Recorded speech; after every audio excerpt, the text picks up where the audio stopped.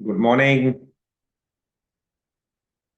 आज आपके साथ मैं मिसअंडरस्टैंडिंग के बारे में कुछ बात करना चाहता हूँ।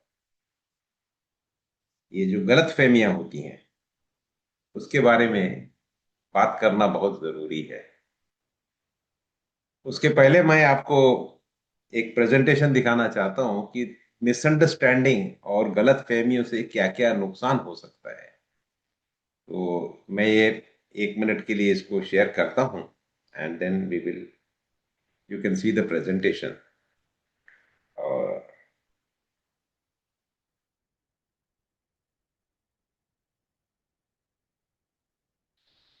विषय है मिसअंडरस्टैंडिंग दैट चेंज हिस्ट्री। ये मैं कल काफी सोच समझ करके मैंने ये दो चीजें मुझे याद आई तो मैंने कहा आपसे शेयर कर लेता हूँ। एक है ये बहुत इंपॉर्टेंट है, इसको कहते हैं मोकुसात्सु मिसअंडरस्टैंडिंग। ये जो चित्र आप देख रहे हैं इसमें हैरी ट्रूमन है, जो कलर कलर चित्र जो दिख रहा है वो हैरी ट्रूमन है जो अमेरिका के राष्ट्रपति थे। और ये है मिस्टर कांतारो सुजुकी जो जापान के प्राइम मिनिस्टर थे। जुलाई 1945 की बात है। जो अलाइज थे, यूके, यूएसए, रशिया, इन लोगों ने जापान के सरेंडर के लिए उन्होंने एक पोट्सडाम एक डिक्लेरेशन किया कि जापान ने सरेंडर कर लेना चाहिए। इसके पीछे दूसरा कारण यह था कि जो अमेरिका था उसको बहुत जल्दी थी कि ये जापान जल्दी सरेंडर कर ले, क्योंकि Soviet union, Russia Soviet union ये जापान की तरफ बढ़ते चला जा रहा था। और ऐसा लग रहा था कि ये शायद जापान को टेक ओवर कर लेगा। तो ट्रूमन के ऊपर में काफी प्रेशर था। तो उस समय जब अमेरिकन ने उनको भेजा कि सरेंडर करो, तो जापानीज प्राइम मिनिस्टर जो थे कंतारो सुजुकी, उन्होंने ये शब्द यूज किया, मोकुसात्सु। प्रेस में लोगों ने पूछा कि आप क्या, आपका उत्तर क्या है, तो उसने कहा मोकुसात्सु। अब मोकुसात्सु के ये जो जापानीज शब्द है उसके तीन अर्थ निकलते हैं। एक होता है नो कमेंट, कि मैं कुछ अभी कुछ कहना नहीं चाहता हूँ। और दूसरा होता है कि हम सोच रहे हैं। और तीसरा अर्थ निकालेंगे कि हम इसके बारे में बिल्कुल सोचना नहीं चाहते हैं, ये कचरा है। मतलब अब शब्द एक ही है लेकिन इसका अर्थ अलग अलग तरीके से लगाया जा सकता है। तो जब इस शब्द को सुना गया तो अमेरिकन ट्रांसलेटर्स जो थे उन्होंने तीसरा वाला कहा कि वो तो कह रहे हैं हमें सुनना ही नहीं है, अब हम रिजेक्ट कर रहे हैं। कहते हैं कि मोकुसात्सु का जब प्रयोग किया गया है अक्सर जापान में, ये होता है कि देखते हैं, सोचते हैं। और अमेरिका में जब तक ये खबर पहुंची तो उनको ये कहा गया कि वो तो कह रहे हैं कि हमें नहीं सोचना, हमें इसके बारे में कुछ विचार ही नहीं करना। ये मिसअंडरस्टैंडिंग हो गई और ट्रूमन ने एक आदेश दे दिया और एटम बॉम्ब डाल दिया गया हिरोशिमा और नागासाकी पे। 2 लाख लोग खत्म हो गए। 2 लाख लोग सिविलियंस, जिनका लड़ाई से कोई लेना देना नहीं था। बच्चे बूढ़े जवान सब खत्म। 2 लाख लोगों का सफाया हो गया एक मिसअंडरस्टैंडिंग से। तो ये एक बहुत दुखद घटना है। अब लगे हाथों मैं ये कह दूं कि आप कभी जिंदगी में मौका मिले तो हिरोशिमा जरूर जाइएगा। उस जगह अभी एक म्यूजियम बनाया गया है और उसको देखने के बाद अ, बहुत तकलीफ होती है, लेकिन आदमी बदल जाता है। जरूर देखिएगा। उसकी याद करके भी आज मैं 2 बार गया हूं, आंखों में पानी आ जाता है। तो ये रहा वो का। दूसरा मिसअंडरस्टैंडिंग आपको मैं बताना चाहता हूं, वह है कि जब वर्ल्ड वॉर 2 खत्म हो गया था तब एक सबमरीन तकरीबन तकरीबन उस पॉइंट पर आ गया था कि एक और वर्ल्ड वॉर हो जाएगी और न्यूक्लियर वॉर हो जाएगी। तो ये जो फोटो आप देख रहे हैं इसमें जो ब्लैक एंड व्हाइट फोटो है ये निकिता क्रुश्चेव है। जो उस समय सोवियत यूनियन के राष्ट्रपति थे। और जो कलर फोटो है वो जॉन एफ कैनेडी का है, जो अमेरिका के राष्ट्रपति थे। ये 1962 1962 की बात है, अक्टूबर।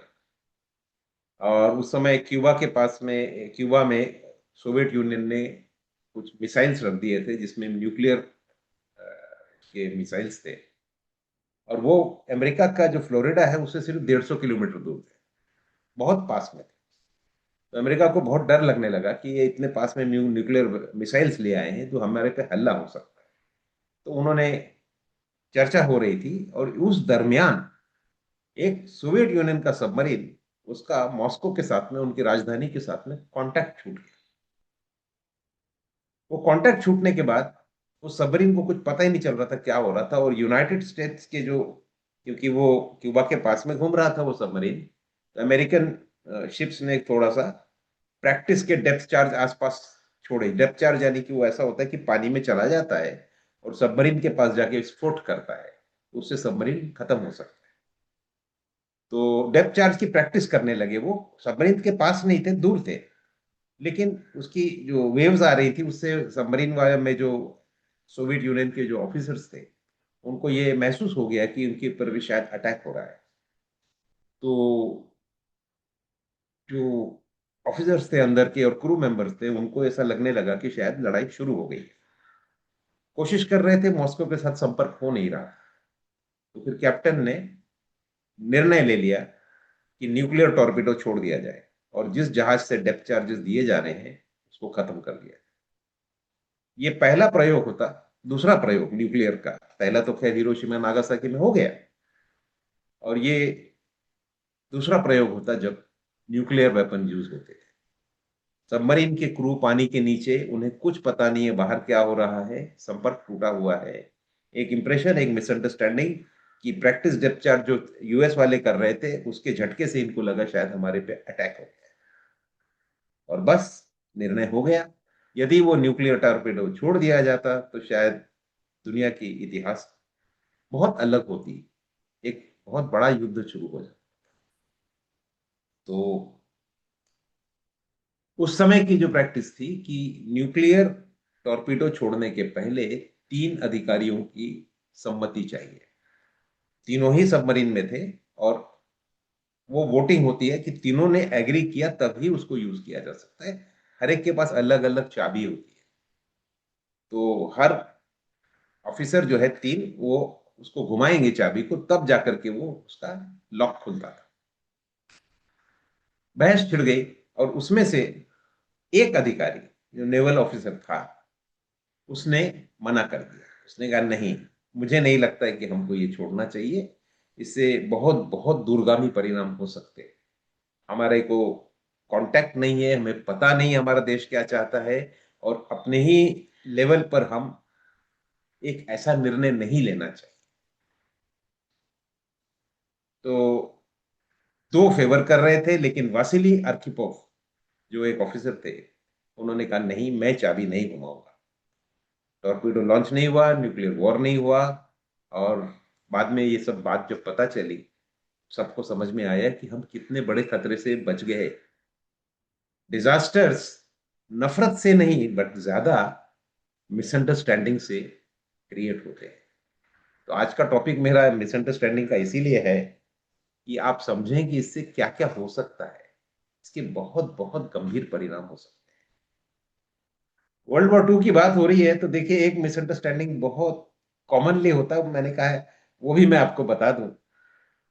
अक्सर हम लोग देखते हैं, फिल्मों में देखते हैं, आप हॉलीवुड की फिल्म्स देखेंगे तो तरह तरह की वॉर फिल्म्स होती हैं। ऐसा प्रतीत होता है कि ब्रिटेन और अमेरिका, इन दोनों कंट्रीज ने आगे आगे बढ़ करके सबसे ज्यादा सैक्रिफाइस कर करके उन्होंने वर्ल्ड वॉर 2 को खत्म किया, और वो जीत गए। तो अक्सर उनकी सैक्रिफाइस के बारे में बात होती है।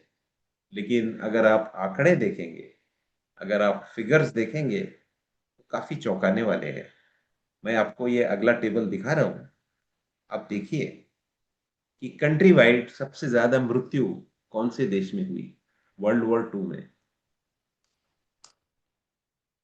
सबसे ज्यादा मृत्यु हुई है सोवियत यूनियन, यानी कि रशिया और उसके जो आसपास के जो कंट्री, जो सोवियत यूनियन बनता था, वो ब्लॉक 26 मिलियन, यानी कि 2.5 करोड़ से ज्यादा लोग खत्म हो गए।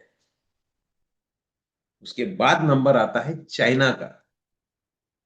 अब इतिहास में किसी को, बहुत कम लोगों को पता है कि वर्ल्ड वॉर 2 में चाइना भी पार्टिसिपेट कर रहा था। जापान के साथ में उसका युद्ध था। चाइना के 2 करोड़ लोग खत्म हो गए। संख्या देखिए कितनी बड़ी है। ये दो कंट्रीज, सोवियत यूनियन और चाइना, मिलकर के 4.5 करोड़ लोग खत्म हो गए। उसके बाद जर्मनी, जिसने युद्ध शुरू किया था, जर्मनी के 74 लाख लोग सिर्फ, मतलब उस रैंकिंग में देखिए तो 4.5 करोड़ कहाँ है और 74 लाख कहाँ पर। फिर ये लिस्ट मैंने बताई है। इंडिया में भी, जो इंडिया उस वक्त ब्रिटेन के अधीन में थे, तो कोई 31 लाख लोग खत्म हुए। लेकिन इसमें से बहुत सारे लोग अकाल की वजह से मर गए, फैमिन हो गया था। और इसका कारण यह था कि ब्रिटेन ने सारा जो अनाज था वो उन्होंने अपने फोर्सेस के लिए, लड़ाई के लिए डाइवर्ट कर दिया। तो भारत में लोग भूख से मर गए, युद्ध से नहीं, भूख से मर गए। ये भूखमरी कराई गई और ये फैमिन हुआ, इसमें बहुत लोग हमारे मारे गए। हमारे सोल्जर्स भी गए जो वहां वर्ल्ड वॉर में मरे, लेकिन अधिकांश लोग हमारे भूखमरी से मर गए। फिर बाकी कंट्रीज हैं, और सबसे नीचे आप देखिए अमेरिका, 4,18,000। भारत के 31 लाख, और अमेरिका के देखिए सिर्फ 4,18,000। यूनाइटेड किंगडम यानी ब्रिटेन के 4 साढ़े 4 लाख। ब्रिटेन में भी काफी सिविलियंस ज्यादा मरे, क्योंकि बॉम्बिंग हुई उनके सिटीज के ऊपर में, तो उसमें सिटीज सिविलियंस ज्यादा मरे। तो देखिए कैसा एक इम्प्रेशन होता है, जो हम सोचते हैं कि हमेशा जो वॉर मूवीज देखते हैं या जो हम सुनते हैं, तरह तरह की बातें होती है, जो कहानियां हम सुनते हैं, तो ऐसा लगता है कि अमेरिका और ब्रिटेन का बड़ा नुकसान हुआ और उन्होंने वर्ल्ड वॉर 2 में हम पूरी दुनिया को बचा लिया। लेकिन हकीकत देखिए तो सबसे ज्यादा सेक्रीफाइस या जो लॉसेस ऑफ लाइफ है, तो सोवियत यूनियन और चाइना के है। और वो, मतलब, हिसाब ही नहीं है। मतलब एक तरफ में आप 4 साढ़े 4 लाख की बात कर रहे हैं और दूसरी तरफ आप 2.5 करोड़ की बात कर रहे हैं। तो आप इस चीज को एक फ्रेम में लाइए, समझने की कोशिश कीजिए कि किस तरह से एक इंप्रेशन बनाया जाता है, how these impressions are created, and this has the ability of misguiding you। ये आपको, इसकी ताकत, बोलने की ताकत, ये मिसगाइड कर देती। मिसगाइडिंग में मुझे ये भी याद आया कि जानबूझ करके जो मिसगाइड होता है वो कितना ट्रेजिक हो सकता है। तो कहानी याद आती है कुणाल की। सम्राट अशोक का बेटा बहुत हैंडसम था। कुणाल एक पंछी का नाम है, हिमालय में रहता है। उस पंछी के नाम से उसका नाम रखा गया। तक्षशिला में गवर्नर था, और उसकी सौतेली माँ ने ईर्ष्यावश या किसी कारण से सम्राट अशोक के कान भरे। सम्राट अशोक ने कहा उसे बंदी बना के लाया जाए, बगावत कर रहा है क्या। तो उन्होंने आदेश दिया अधीयताम, यानी कि उसको अधीन ले लिया जाए। उसकी सौतेली माँ जो थी कुणाल की, उसने वो आदेश को मंगाया, देखा, और अपने काजल से अधीयताम के ऊपर में एक बिंद लगा दिया। अंधियताम, यानी कि अंधा कर दो। ये जानबूझ के एक मिसअंडरस्टैंडिंग क्रिएट की गई, जानबूझ के एक ऑर्डर के ऊपर में एक फोर्जरी की गई। कुणाल अंधा हो गया। तो ये जो कहानियां हैं, ये जो रियलिटीज हैं, हम तो काल्पनिक कहानियों की बात करते हैं, लेकिन रियलिटी उससे कहीं ज्यादा कठोर होती है। हम सुनते नहीं है। मिसअंडरस्टैंडिंग क्यों होती है? हमारे में सुनने का पेशेंस नहीं है। एक तो मैं हमेशा कहता हूं कि हमारी सोसाइटी तो बड़ी ऐसी है कि भाई, समतल नहीं है, समतल सोसाइटी नहीं है हमारे पास। हम या तो, मैं कहता हूँ ये शिमला की सड़क है, या तो ऊपर जा रहे हैं या नीचे जा रहे हैं।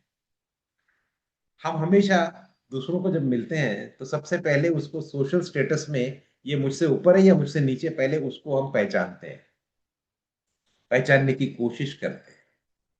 और वो स्टेटस जब एक बार फिक्स हो जाता है, उस तरह से हम उससे बात करते हैं।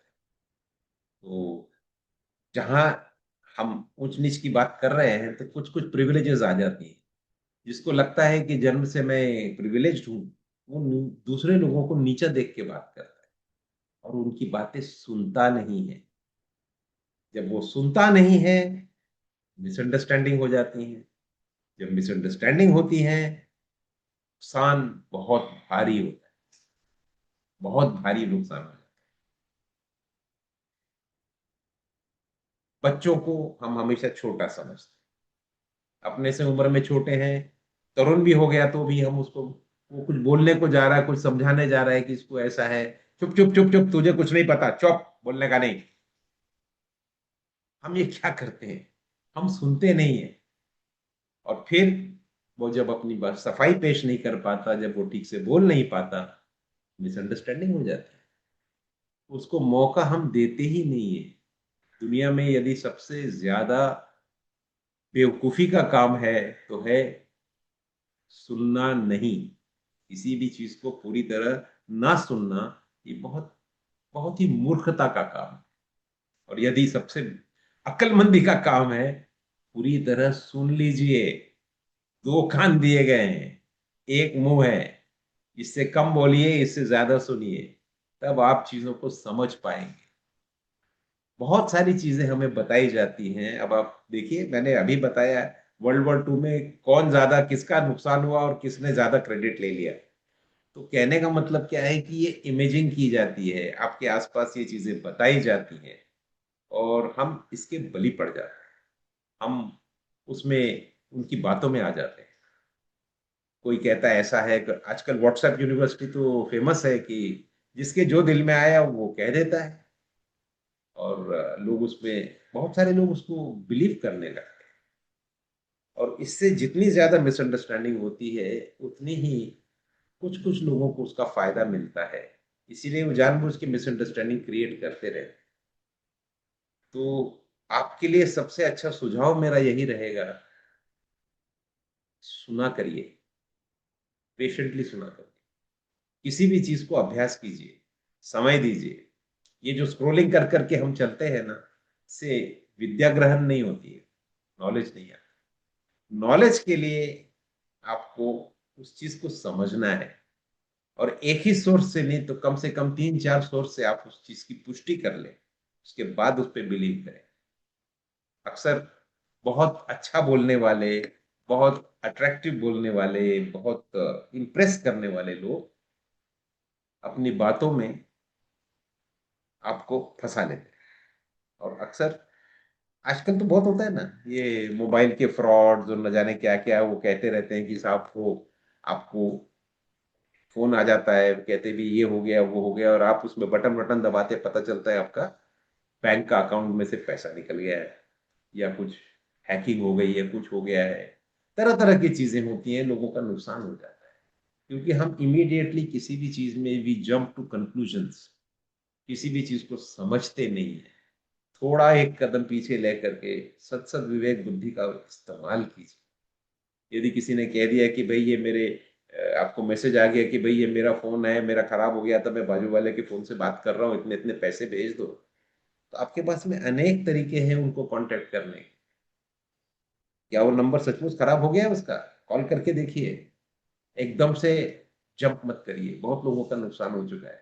खैर, ये तो साइबर फ्रॉड की बात इंपॉर्टेंट नहीं है, आपके जीवन से संबंधित बातों की बात कर रहा हूं। आपके बच्चों की, आपके फैमिली वालों की, आपके कलीग्स की बातें आप कितनी सुनते हैं, कितना उस चीज को ग्रहण करते हैं, या फिर हम अपने अहंकार में रहते हैं कि मुझे ही सब आता है, मुझे आता है, तू चुप रहे, तुझे कुछ नहीं आता। सोचा करिए। मैं आपको एक कहानी बताता हूँ, फायदा और नुकसान की है तो बात सारी नुकसान की नहीं, फायदे की भी बात बताता हूँ। एक टूथपेस्ट कंपनी था, जिसमें मार्केटिंग की मीटिंग चल रही थी। तो बहुत पहले की बात है ये। तो उसने कहा कि हमें अपनी सेल्स बढ़ानी है। तो बड़े बड़े सेल्स के एक्सपर्ट और मार्केटिंग एक्सपर्ट बैठे हुए थे, चर्चा कर रहे थे कि सेल्स कैसे बढ़ानी है। तो कह रहा था कि डबल करनी है। तो एक पीछे सफाई कामगार वहां साइड में आके दरवाजे के पास खड़ा था। उसने ऐसा हाथ खड़ा किया। तो जो मैनेजर था, जो चीफ था उनका, उसने देखा उसको, कहा इधर आओ। तो लोग देखने लगे उसको, तो कहने लगे साहब ये तो सफाई कामगार है, इसको छोड़ दीजिए, ये इसको क्या पूछ रहे हैं। उसने कहा नहीं, मुझे सुनने तो दो क्या कहना चाहता है। उसने आगे क्या कहा पता है? उसने कहा साहब, आपका जो ये टूथपेस्ट का ट्यूब है ना, इसका जो नोजल है, जहां से टूथपेस्ट निकलता है, उसको आप बढ़ा दीजिए। आज इतना छोटा है, आप बढ़ा दीजिए, क्योंकि लोग ब्रश के ऊपर में उतना ही आधा इंच टूथपेस्ट लेते हैं, लेकिन जब आप उसकी उसका जो डायमीटर उसको बढ़ा देंगे तो ज्यादा टूथपेस्ट निकलेगा रोज। तो डबल कर दीजिए उसके डायमीटर को, तो या डेढ़ पट कर दीजिए, तो उतना जल्दी कंजम्पशन होगा, क्योंकि लोग उतना ही यूज करते हैं। आइडिया बहुत अच्छी थी, यूज की गई, और सेल्स वाकई में बढ़ गई। तो कहने का तात्पर्य क्या है कि किसी को भी राइट ऑफ मत करिए, किसी को भी सुनिए, नहीं तो मिसअंडरस्टैंडिंग हो जाएगी। हिरोशिमा नागासाकी में 2 लाख लोग सिर्फ इसी में मिसअंडरस्टैंडिंग में चले गए कि उस शब्द का ठीक से अर्थ नहीं समझ पाए। इतना बड़ा कदम लेने के पहले यदि वो राष्ट्रपति कहता नहीं मुझे ठीक से समझने दो, उसने ऐसा कहा है, कानों पे जो आपके आसपास बोलते रहते हैं, वही आपको डिसीजन लेने को मजबूर कर देते हैं। तो दिल्ली में अक्सर मैं कॉलेज में था, तो ऑटो रिक्शा के पीछे लिखा रहता था, चमचों से सावधान। मेरे ख्याल से ये बहुत इंपॉर्टेंट शब्द है। मैंने अपने एडमिनिस्ट्रेटिव करियर में बहुत बार देखा है लोगों का नुकसान होते हुए, कि मंत्री के आसपास के जो लोग होते हैं, जो चाटुकार, वो कुछ कह देते हैं, डिसीजंस गलत हो जाते हैं और बहुत बड़ा नुकसान होता है। मंत्री जी की गद्दी चले जाती है, और कई बार तो ऐसा भी देखा है कि जेल में बैठ गए। तो चाटुकार या आपके आसपास जो हैं वो बोल रहे हैं, लेकिन आपका काम क्या है? सुनिए, न सिर्फ आपके आसपास वालों को, बट सबको सुनिए। थोड़ा सत्सद विवेक बुद्धि का इस्तेमाल कीजिए कि जो ये कह रहा है यही सही है क्या। तो ये बहुत जरूरी है, क्योंकि आपके भलाई के लिए, आपकी जिंदगी में आनंद लाने के लिए ये बहुत जरूरी है कि आप सुने। छोटा है, या कई बार घरों में हेड ऑफ द फैमिली है, वो अपने घर की स्त्री को या बच्चों को राइट ऑफ कर देता है, चुप चुप, तुमको कुछ नहीं आता, मुझे सब आता है। हर ओपिनियन में एक ओपिनियन बैलेंसिंग होता है। यदि वो आपके साथ में मतभेद रख रहा है, तो आपको कहीं ना कहीं वो अपोज नहीं कर रहा है, आपको चैलेंज नहीं कर रहा है, वो आपको ये बता रहा है कि शायद एक दूसरा ओपिनियन होगा। There could be a minority report, एक हो सकता है कि दूसरा एक एंगल हो। जब आप उसको पहचानते हैं तो आपको समझ में आता है कि शायद मुझे यहां दुरुस्त करने की जरूरत है। मैं इस पूरे एक एक एक मानसिकता को लेके जब जा रहा हूं, तो उससे गलती हो सकती। एक बहुत फेमस पोएम है, charge of the light brigade, Alfred Tennyson की है। उसमें एक पूरा लाइट ब्रिगेड जाकर के वैली में चला जाता है लड़ने के लिए, और सब खत्म हो जाते हैं। उसका भी कारण एक मिसअंडरस्टैंडिंग थी, ऑर्डर ठीक से पढ़ नहीं पाए, जल्दी में उसको मिस इंटरप्रेट कर लिया, और पूरा ब्रिगेड खत्म हो गया। तो ये भी एक कहानी है। तो आपकी जिंदगी में आप यदि आनंद चाहते हैं, सुनने की और अभ्यास करने की एक एक एक आदत डालिए। कोई भी चीज को एकदम से एक्सेप्ट मत करिए। आपको पता होगा कि गौतम बुद्ध ने भी यही कहा था। उन्होंने कहा था कि मेरी बातों को एक्सेप्ट इसलिए मत करो क्योंकि मैं कह रहा हूं, अपना सत्सद विवेक बुद्धि इस्तेमाल करके देखो ये सही है कि नहीं। अगर ये सही लगता है तो इसको एक्सेप्ट करो। इससे ज्यादा समझदारी की बात क्या हो सकती है? मैं कह रहा हूं इसलिए एक्सेप्ट मत करो, लेकिन यदि आपको लगता है, आप अपने बुद्धि का इस्तेमाल करके आपको लगता है कि मैं सही कह रहा हूं, तो उसको आप एक्सेप्ट करें। इसी तरह से जब इतने महान व्यक्ति ने इस बात को कहा है, आपने इस चीज अनुसरण करना चाहिए। आप हर चीज को टेक अ सेकेंड लुक, थोड़ा पीछे हट करके देखिए, मिसअंडरस्टैंडिंग मत होने दीजिए। अभी की बात है, पेशेंस की बात की है। अभी बता दूं कि मैं मेरा इतवार को मेरा प्राइमरी इमर्शन कोर्स था। पूरा दिन भर मैं उसको मैंने कंडक्ट किया।